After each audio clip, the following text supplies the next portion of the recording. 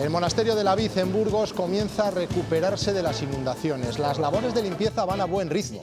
El claustro, la iglesia y los pasillos continúan llenos de barro y estas máquinas se afanan en extraer la humedad de las piedras.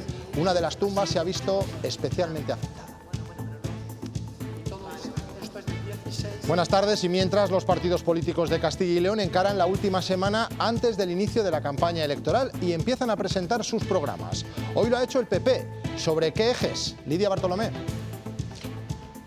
Pues está basado en 10 ejes con más de 1000 medidas que Alfonso Fernández Mañueco quiere llevar a cabo si sale vencedor de las urnas el 15 de marzo, con el foco puesto, por ejemplo, en el campo, los jóvenes, la vivienda o los emprendedores. Un programa electoral que es una hoja de ruta y que dice recoge las necesidades de los ciudadanos. El ministro del Interior ha apartado al número 2 de la policía de su puesto tras la denuncia que le involucra en un posible caso de agresión sexual a una compañera. Marlaska ha anunciado que dimitirá si se lo pide la víctima. El asunto ha llegado al Congreso. Alba Villalba. Sí, de hecho, el PP pide la dimisión del ministro del Interior. Le acusa de tapar y encubrir los hechos. Grande Marlaska lo niega y defiende que actuó con contundencia una vez se conoció la denuncia. Además, insiste en que solo dimitirá si la víctima se ha sentido desprotegida. Medina de Rioseco, en Valladolid, contará con un centro de inmigrantes para refugiados que podrá albergar a más de 90 personas. Las instalaciones ya están funcionando en un antiguo convento. Reyes Cabero. En Medina de Rioseco, la ONG Rescate se ha hecho cargo del programa de refugiados que ha conseguido ampliar en 30 plazas más hasta 94 gracias a haber incorporado esta infraestructura. Este monasterio de Santa Clara desde hace un mes ya sirve de alojamiento. Terrible suceso en Salamanca. Una niña de 7 años ha fallecido al precipitarse desde un 6º piso. Todo apunta a un accidente. Alba Sánchez. Sí, se descarta cualquier indicio de criminalidad. Un fatal accidente que acaba con una niña de 7 años fallecida y que ha causado una tremenda consternación entre los vecinos. Enseguida les damos más detalles. Y conoceremos las previsiones meteorológicas. Esta tarde nos esperan intervalos nubosos con posibilidad de lluvias. Las temperaturas parece que bajan un poco. Sergio. Después de una mañana en la que hemos tenido algunos ratos de sol en muchos puntos de la comunidad, vuelven las lluvias durante esta tarde, sobre todo en el tercio norte de nuestra comunidad. Eso sí, con temperaturas máximas un poquito más frescas. Apenas sobrepasaremos los 10 grados. También hoy les hablaremos de las herencias. Castilla y León es una de las comunidades donde resulta más económico heredar. Apenas se exige un pago porque se bonifica hasta el 99% del impuesto de sucesiones. Les mostraremos la comparación con otras comunidades.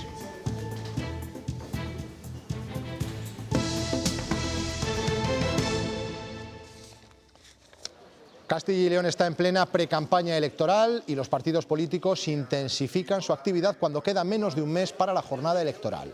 Más actos, mayor presencia en pueblos y ciudades y promesas y compromisos a través de los programas electorales.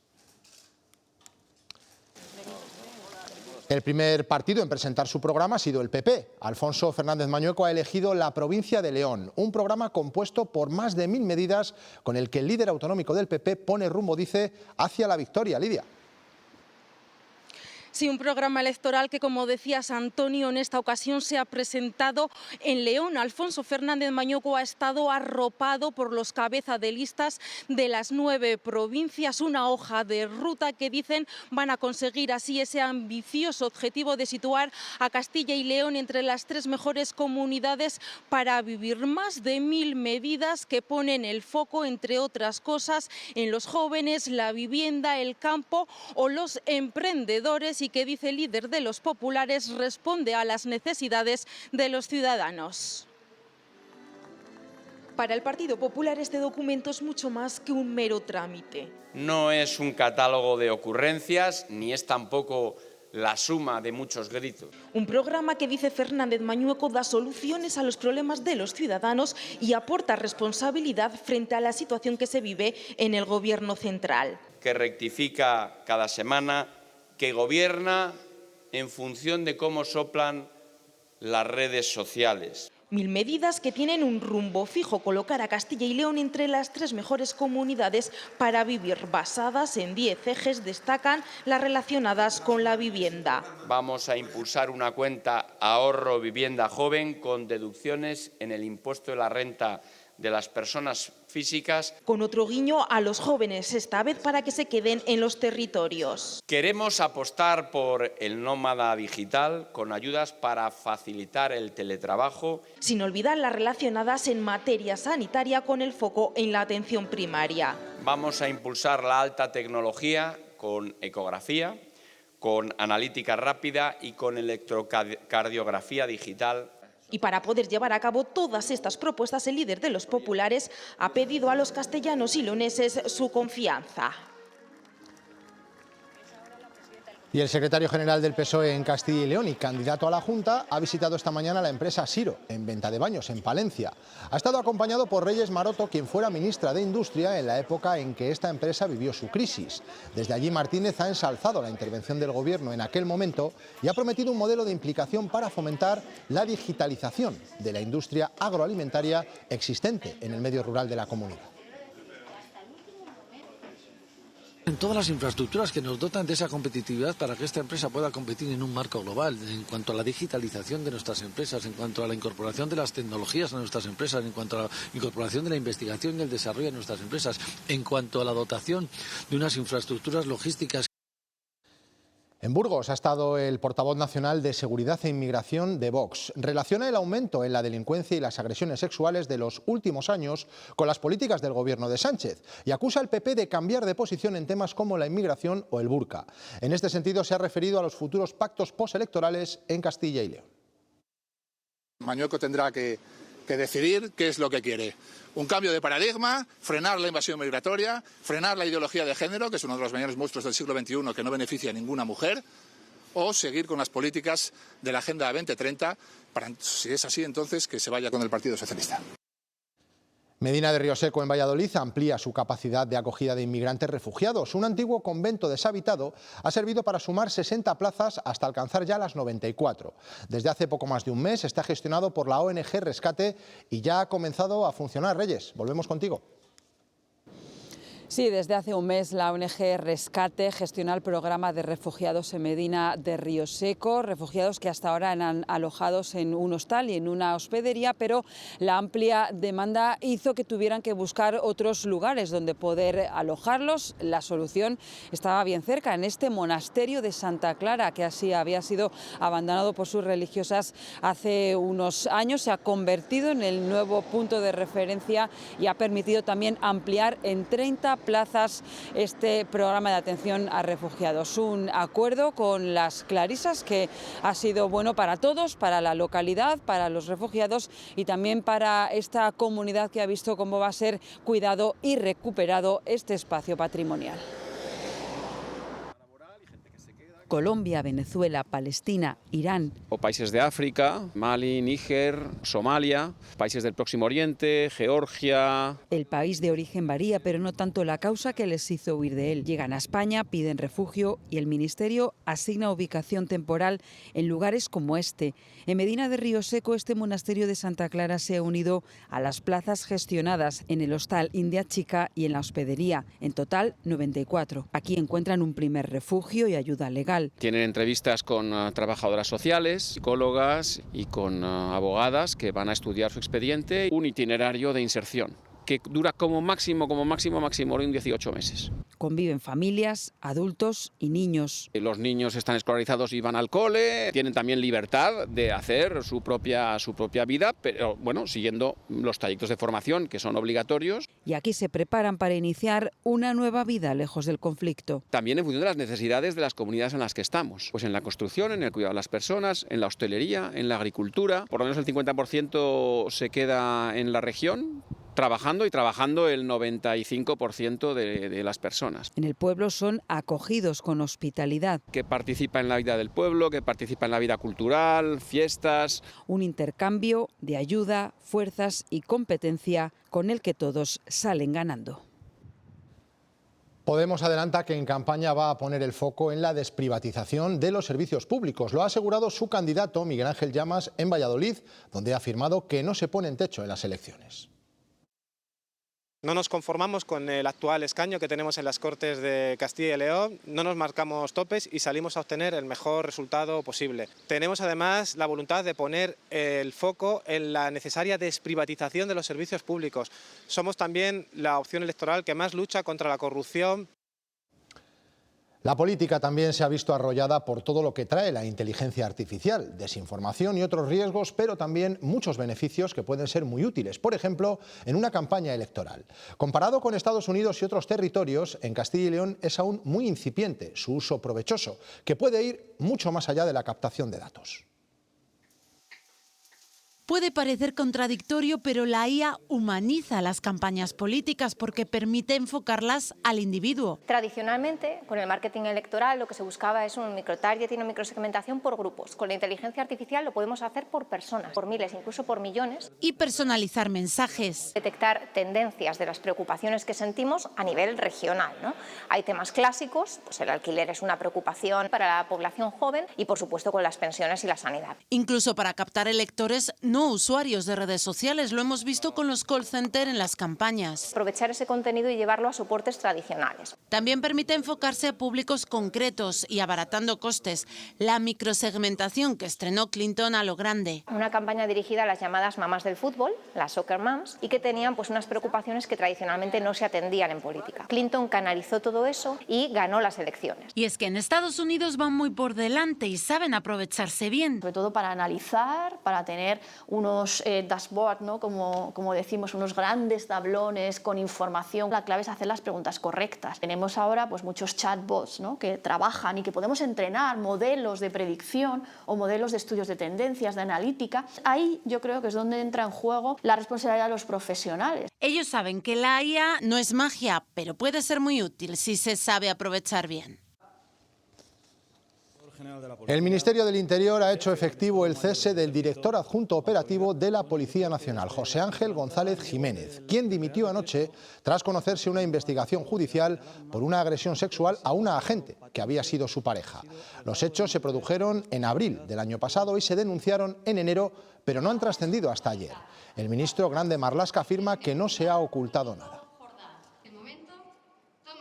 Si la propia víctima no se ha sentido protegida o ha entendido que este ministro le ha fallado en algún sentido, evidentemente yo sí que renunciaré y sí que dimitiré. Grande Marlaska, lo acaban de escuchar, ofrece su cabeza si la reclama la víctima, que no lo ha hecho, y se la niega a todos los que sí que lo hacen, es decir, a buena parte de la oposición en el Congreso. Hoy se la han pedido en una sesión de control de nuevo con momentos muy toscos. Madrid, Alba Villalba.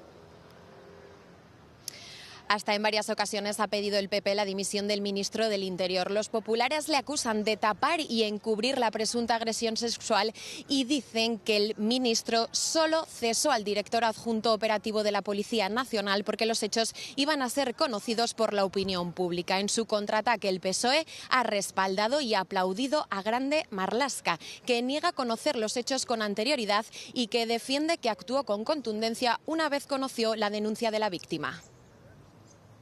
Señor Marlaska, da náuseas verle a usted sentado en el banco azul. Todo un ministro del Interior tapando una presunta agresión sexual, una violación. El señor Marlaska hizo lo que tenía que hacer. Ante el conocimiento de este caso, pidió la dimisión y en el día de hoy este señor no ostenta esa responsabilidad. Sabemos que lo conocía y que ha cesado y ha sido dimitido única y exclusivamente porque ha salido a la luz, no por lo que ha hecho.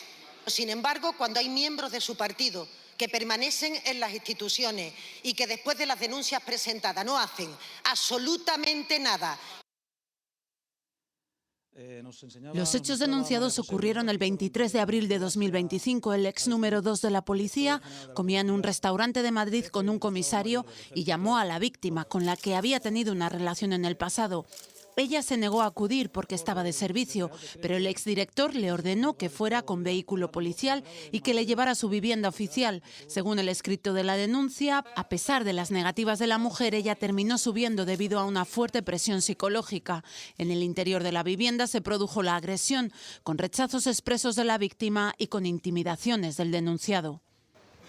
La mujer consiguió huir, pero según su relato, ese mismo día comenzó una campaña de acoso y coacciones. Hasta 17 llamadas recibió esa noche por parte del DAO y mensajes que continuaron días después. Incluso coacciones por parte del subordinado que comía el día de la agresión con el denunciado, con intención, según la denunciante, de comprar su silencio. Este comisario ha sido relevado de sus funciones y la denunciante pide al juez que le llame para declarar como testigo. A José Ángel González, que ha dimitido, el juez le cita para declarar como querellado el próximo 17 de marzo. Y Pedro Sánchez respalda la respuesta del Ministerio del Interior ante esta denuncia. El presidente del Gobierno destaca que se ha actuado con empatía hacia la víctima desde el momento en el que se ha conocido la denuncia y remarca que no se supo nada hasta el día de ayer.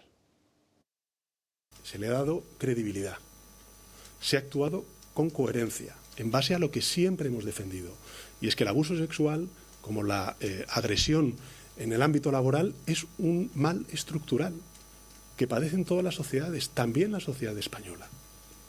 Pero aquí lo importante es cómo se reacciona, cómo se actúa. Y el Gobierno de España ha actuado con empatía, con coherencia y con contundencia. Hasta el Congreso también ha llegado la situación ferroviaria en Castilla y León. Desde la bancada popular piden al ministro de Transportes un plan de choque que palíe el castigo, dicen, al que Puente ha sometido a la comunidad. Su pregunta y su intervención denota la perversión en la que ustedes han convertido estas sesiones de control. Perversos que usted siga siendo ministro con 47 muertos. Toda España tiene un problema grave en infraestructuras, pero en Castilla y León tenemos un añadido, un ministro que castiga a su propia tierra. Retrasos, cancelaciones, mantenimiento insuficiente, limitaciones temporales de velocidad que se eternizan.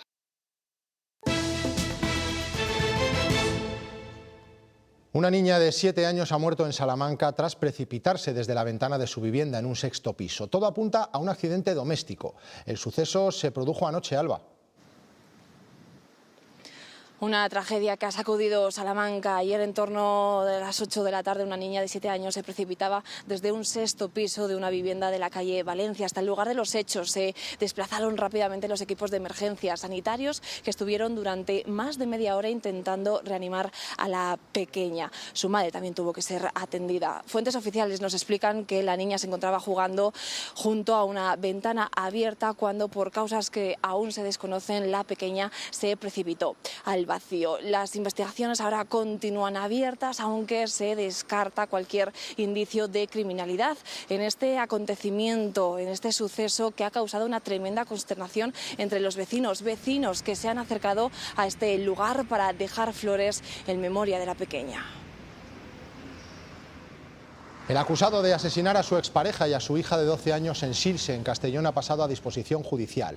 Fue detenido por incumplir de forma reiterada la orden de alejamiento que tenía por malos tratos. Él mismo avisó a la policía y dice que se enteró por una foto de los cadáveres degollados que llegó a su móvil y que podría haber hecho él mismo después de matarlas. El ayuntamiento ha decretado 3 días de luto.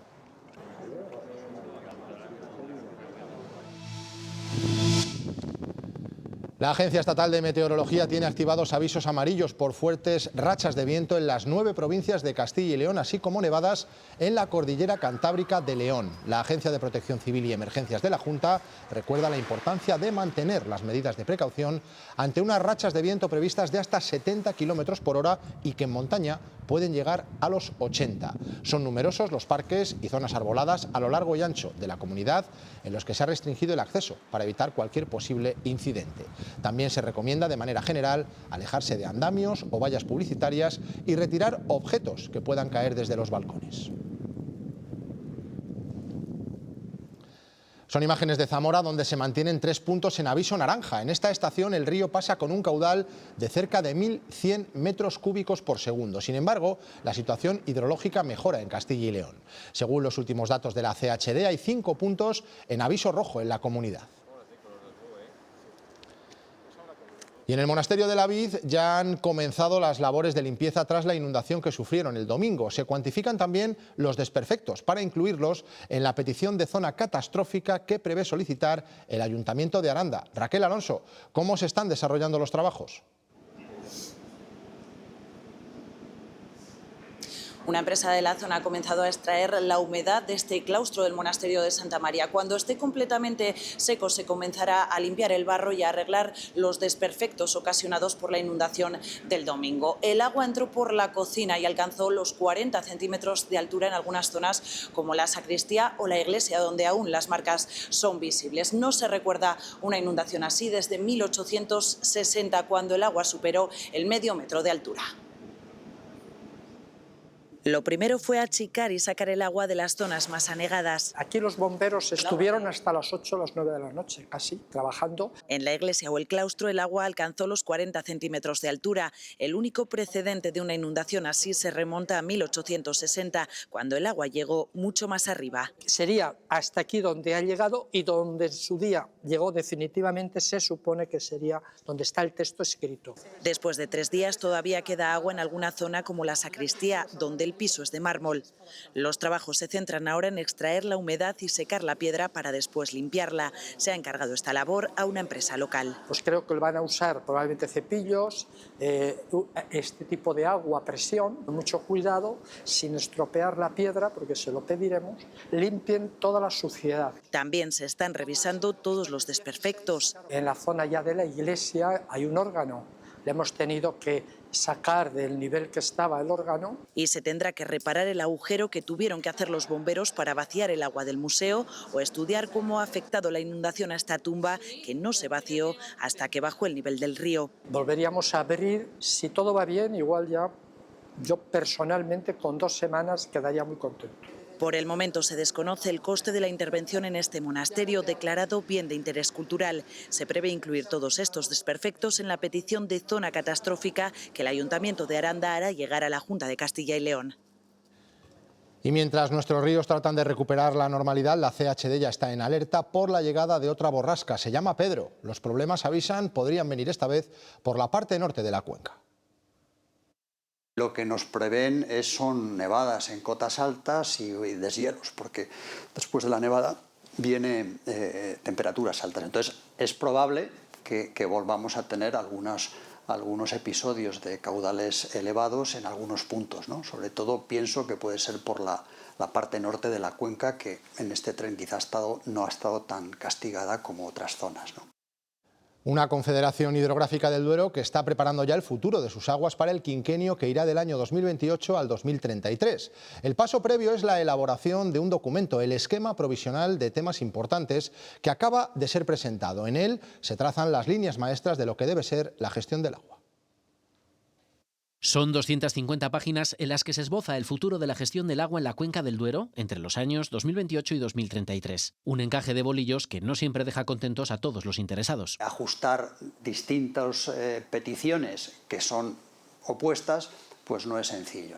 Porque a los retos habituales, como hacer más sostenible el regadío, la deriva climática que estamos observando hace que en unos escenarios de reducción de aportaciones también deben ser sostenibles y deben estar garantizados. O preservar nuestros acuíferos. La situación no ha empeorado, pero muy lejos de lo que sería el buen estado de esas aguas subterráneas. Se unen nuevos desafíos futuros. Por ejemplo, una hipotética llegada de un gran centro de datos de computación. Consumen mucha agua para refrigeración, igual que algunas centrales renovables. Ha llegado alguna industria de producción de hidrógeno verde que está consumiendo en torno a 3 millones de metros cúbicos año, ¿no? 3, 5, y los centros de refrigeración de datos pueden consumir mucho más. También se contempla la gestión de inundaciones. Precisamente en estos días la CHD pide una prevención que tiene que comenzar por las administraciones. Es una llamada a la responsabilidad de todos los que gestionan el urbanismo, de todos los que gestionan la actividad económica, para decir, en zonas inundables no pongamos industrias, no pongamos viviendas, no pongamos personas. El documento está en fase de consulta hasta el 28 de mayo. A final de año se espera que lo haga el borrador del plan hidrológico.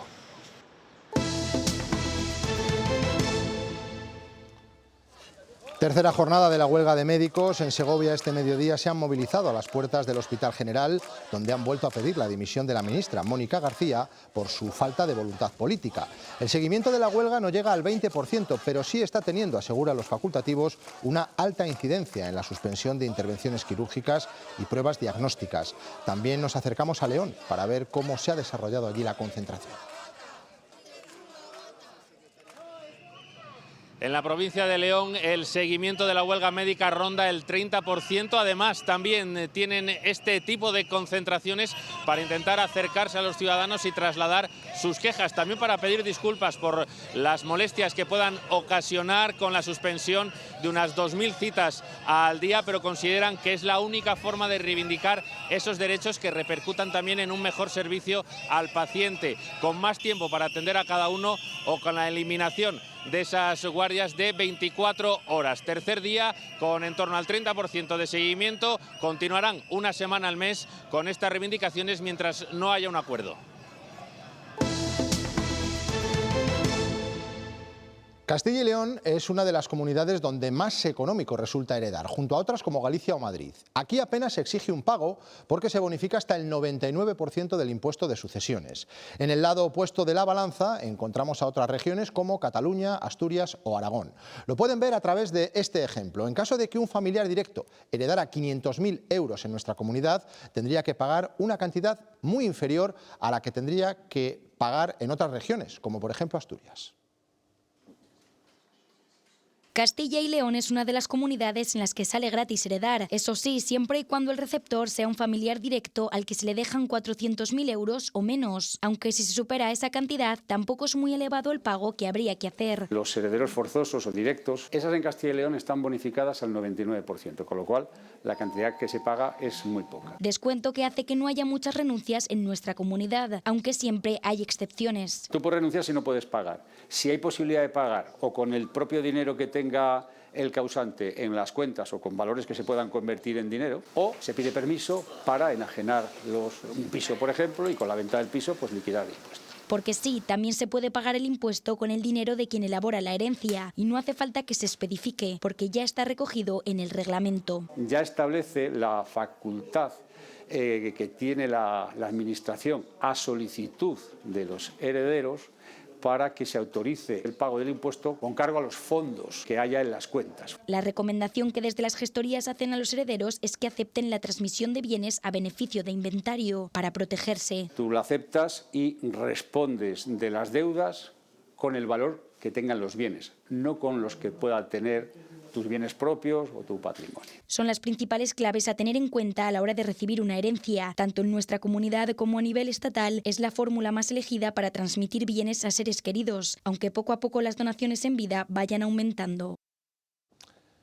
A punto de cumplir 4 años, la última reforma laboral ha provocado, entre otras cosas, que los contratos indefinidos hayan aumentado de forma considerable.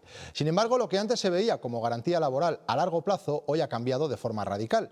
Muchos de estos contratos no duran ni un año y hay quien incluso firma varios indefinidos en tan solo un mes. 4 de cada 10 contratos firmados actualmente son indefinidos. Nuestra economía tiene más y mejores empleos que nunca. Es algo que destaca habitualmente el gobierno, porque antes de su última reforma laboral, esos contratos no llegaban al 10%.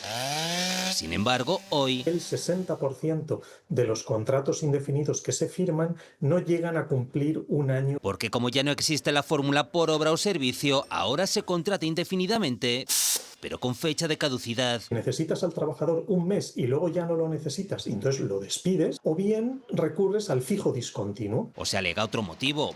Periodo de prueba no superado. Y estas no superaciones de periodo de prueba se han disparado. De esta forma no se indemniza al trabajador como le correspondería por un despido con contrato indefinido. El caso más extremo es que unas 30.000 personas firman más de un contrato indefinido dentro del mismo mes. Con estos datos, ¿se puede cambiar algo? Necesitamos una proyección en el tiempo para buscar las causas y buscar ahí una solución. Porque lo de un contrato indefinido es para toda la vida. Parece cosa del pasado.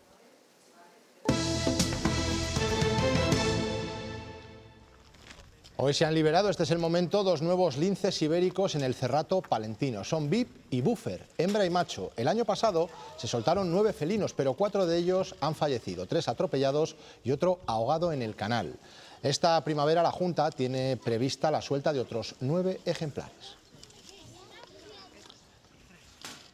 Nos vamos a León. La Casa Botines de Gaudí se prepara para una transformación completa. Después de ser sede de Caja España y tras una remodelación que permitió su reapertura en 2019, ahora quiere convertirse en un referente museístico. El proyecto se ha presentado hoy en Valladolid para conseguir financiación público-privada.